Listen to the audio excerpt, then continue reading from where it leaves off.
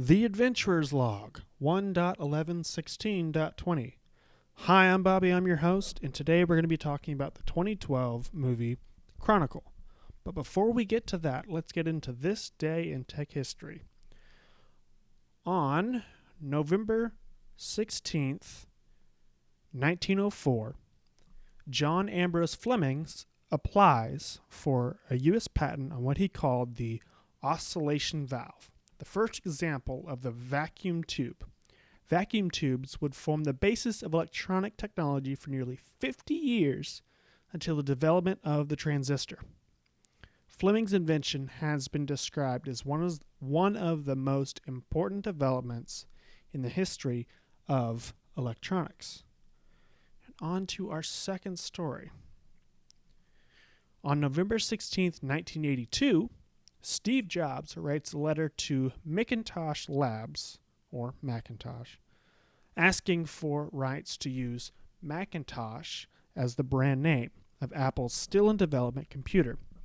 Macintosh Labs makes high-end stereo equipment, and while Jeff Raskin, creator of the Macintosh project, intentionally spelled the name with the letter A to differentiate Apple's computers from Macintosh's audio products, Apple was denied a trademark because the name was phonetically identical.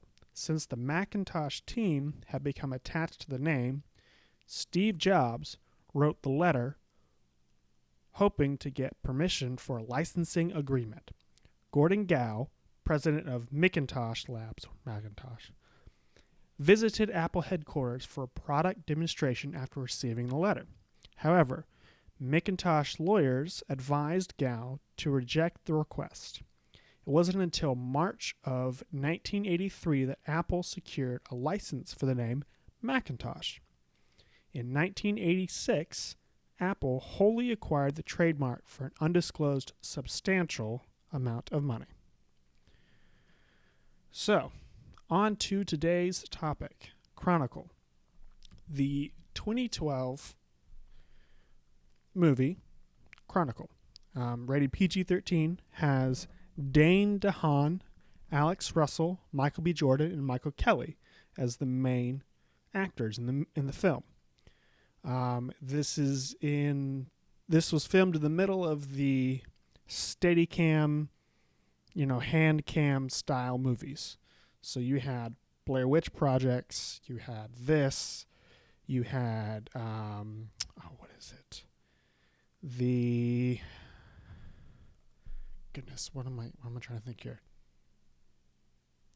The Cloverfield movie, as well as a couple others that did not make as big of an impact as the beginning of all of these movies.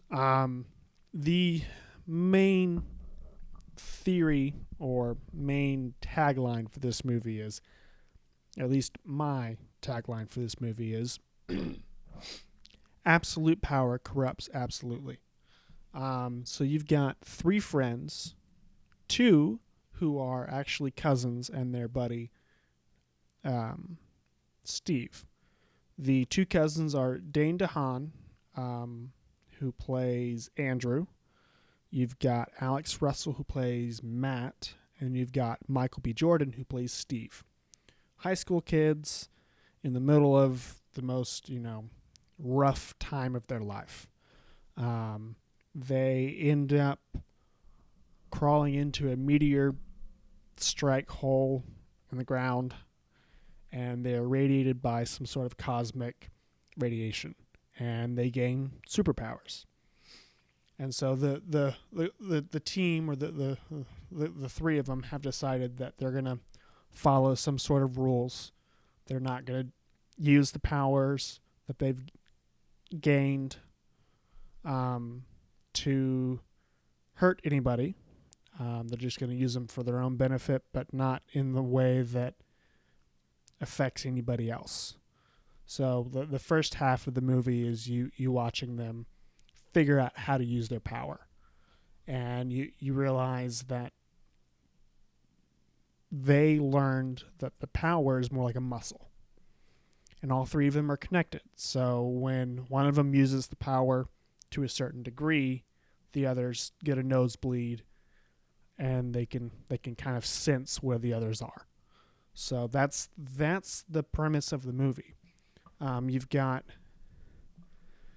Dane DeHaan, who after this movie he went and played several different characters in different movies. He was in Lawless as Cricket Pete, the crippled moonshine maker. He also played the Green Goblin in The Amazing Spider-Man 2. He played Major Valerian in Valerian and the City of a Thousand Planets, and several other films. So this was like the beginning of his, up and up. I enjoyed Valerian and the City of a Thousand Planets. Not many people did, but I enjoyed it. Alex Russell, he didn't fare as prominent as the other two or the three in this film. He does numerous sci-fi films and TV shows, so not as prevalent. But he's more of a background, not a background. He's more of a character actor. And then you've got Michael B. Jordan, who was in Fantastic Four, Creed, Black Panther, Fahrenheit 451, Kin, which is on my list. I will review that one. Creed 2, Just Mercy, and Raising Dion, the TV series that Netflix has put out. As well as you've got Michael Kelly, who plays the father of Andrew. He is in Now You See Me, Man of Steel, Everest, Black Mirror, House of Cards. Most recently in the Jack Reacher TV series that Amazon did, and a couple other TV shows and movies. It's a unique film because at the time, like I said, it was in the middle of the Steadicam, shaky style of filming, which actually reduces the cost because you're not having to have 3 or 4 different cameras film what's going on. So reduce costs where they could actually use the money for the special effects. This is a unique movie because it brings up the topic of absolute power can corrupt, absolutely, which is a big deal of Lex Luthor, the arch nemesis of Superman of the DC Comics universe, which is funny because Michael Kelly is in Man of Steel. He plays a civilian that works in the Daily Planet that Clark Kent works at. So it's a unique